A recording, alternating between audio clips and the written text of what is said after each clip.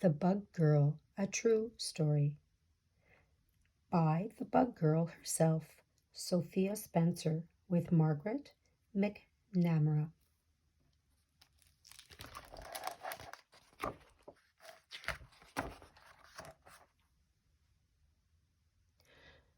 The first time I made friends with a bug, I was 2.5 years old.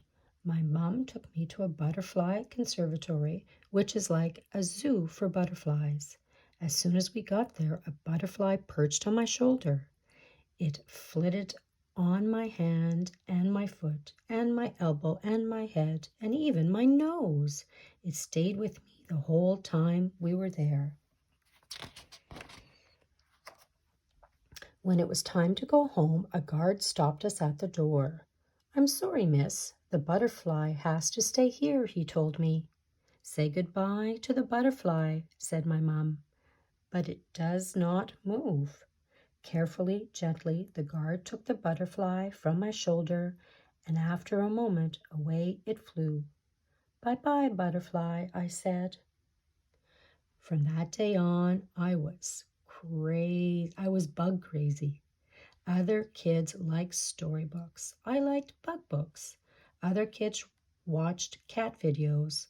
I watched bug videos over and over and over. I noticed bugs everywhere I went. By the time I turned 5, I knew a lot about bugs. There are billions of bugs on our planet. Bugs have been on Earth way longer than humans have.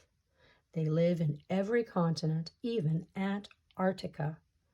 One way or another, most plants and animals rely on bugs to survive. The scientific name for bugs is arthropods, but I call them bugs for short. In kindergarten, nobody minded that I loved bugs. When the other kids in my class started a karaoke club, I started a bug hunter club. Every weekend, my friends and I took our bug buckets and nets and magnifying glasses out to the stream near my house. We collected fireflies and watched them glow. We identified beetles by their 2 sets of hidden wings and counted the spots on ladybugs.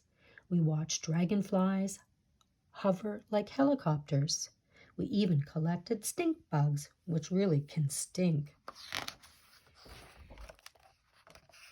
I took the bugs home to study them. Mostly, I had to keep them out on the porch so they wouldn't escape and crawl around the house. It's just Mom and me at home, so we share chores.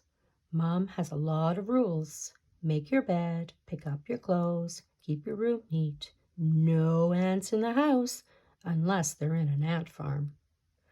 I have just one rule. All bugs must live. If there's a mosquito buzzing, I snatch it up in a napkin and let it go. We don't have a fly swatter. We have a fly net. One night, my mom saw a water bug, a giant flying roach, in the middle of the living room. She knew the bug rule was important to me, so she didn't kill it. She put a net over it and waited for me to find it in the morning. But when I lifted up the net, it was gone. When I got to 1st grade, everything changed. Nobody wanted to hear about bugs. Nobody thought bug facts were cool. At first, I didn't mind. Then I brought a grasshopper to school. I thought the kids would be so amazed by the grasshopper that they'd want to know all about it. But they didn't. A bunch of kids crowded around me and made fun of me. "Sophia's being weird again," one of them said. "Ew, gross," said another. "Get rid of it." Then they knocked that beautiful grasshopper off my shoulder and stomped on it until it was dead. That night I went home and cried and cried. "Those kids are wrong," my mom said. It's okay to love bugs, Sophia. I know, I said. It just doesn't feel like it. I had to go back to school, but I didn't bring a bug with me ever again. That didn't stop kids from making fun of me.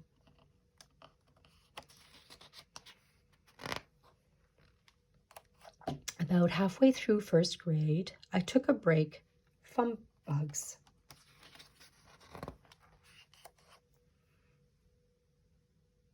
My mom did not like seeing me so unhappy, not one bit. She knew I needed to find other people who love bugs as much as I did. She wrote an email to a group of entomologists asking for one of them to be my bug pal.